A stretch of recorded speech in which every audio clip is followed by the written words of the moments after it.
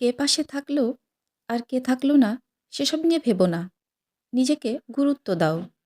কিছু মুখ ও মুখোশকে চিনতে শিখো। তোমার জীবন যে জিনিসগুলো তোমাকে মানসিকভাবে কষ্ট দেয়, আস্তে আস্তে সেগুলোর গুরুত্ব কমিয়ে দাও। ব্যাস, নিজের মতো শান্তিতে থাকো, আনন্দ নিয়ে বাঁচো। আসসালামু আলাইকুম। আমার প্রিয় আপু ভাইয়েরা সবাই কেমন আছে? আশা করি আল্লাহর রহমতে ভালো আছেন, সুস্থ আছেন। আজকের একটি নতুন ব্লগ ভিডিও শেয়ার করব। শুরুতেই যে কথাগুলো বললাম, এই কথাগুলোর প্রতিটা লাইন আমার জীবনের সাথে যায়। কোনো এক সময় আমি একদম পাগল উন্মাদ ছিলাম। আল্লাহর রহম আর আমার পরিবার আমার পাশে ছিল। আমি আবারও সুস্থ হয়ে উঠেছি। আল্লাহর রহম হলে, আমার প্রিয় আপু ভাইয়ারা আমার পাশে থাকলে আমি আমার জীবনটাকে ঠিক অন্যরকম করে খুব সুন্দরভাবে সাজাতে পারবো। আর আমি চেষ্টা করি প্রত্যেকটা মুহূর্ত কাজে লাগানোর। জীবনে অতীতে কি করেছি সেগুলো নিয়ে ভাবি না, ভবিষ্যৎ নিয়েও ভাবি না। শুধু বর্তমানে যুদ্ধ করে যাচ্ছি।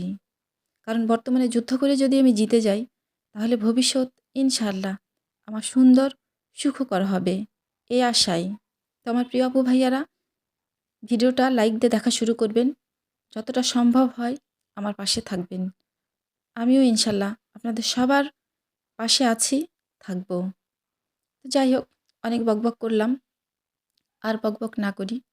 এবার রান্না রিলেটেড কিছু কথা বলি। এই মাছগুলো পাঙ্গাসের মাছ।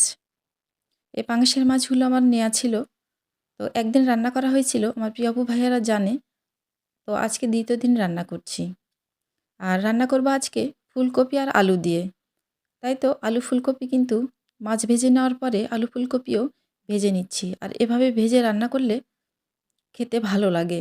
আর ফুলকপি যেহেতু আলাদা একটা গন্ধ থাকে, তাই তো সেই গন্ধটা দূর করার জন্য একটু ভাপিয়ে ভেজে নিলাম। নিয়ে মাছগুলো আমি এখন সবজি দিয়ে রান্না করব। আমার প্রিয় আপু ভাইয়ারা, আমি সবসময়ই চেষ্টা করি ছোট, ছোট ভিডিও আপলোড দেওয়ার। আর আমার এই ছোট, ছোট ভিডিওগুলো অবশ্যই আপনারা কিছুটা হলেও ওয়াচ টাইম দেওয়ার চেষ্টা করবেন। নাহলে এই প্রচেষ্টা শুধুই অনর্থক হবে। তো যাই হোক, এতক্ষণ তো অনেক কথাই বললাম।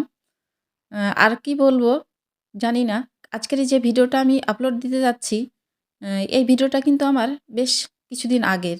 আমি কতটা অলস দেখেন, যে ওর আব্বু বাড়িতে নেই।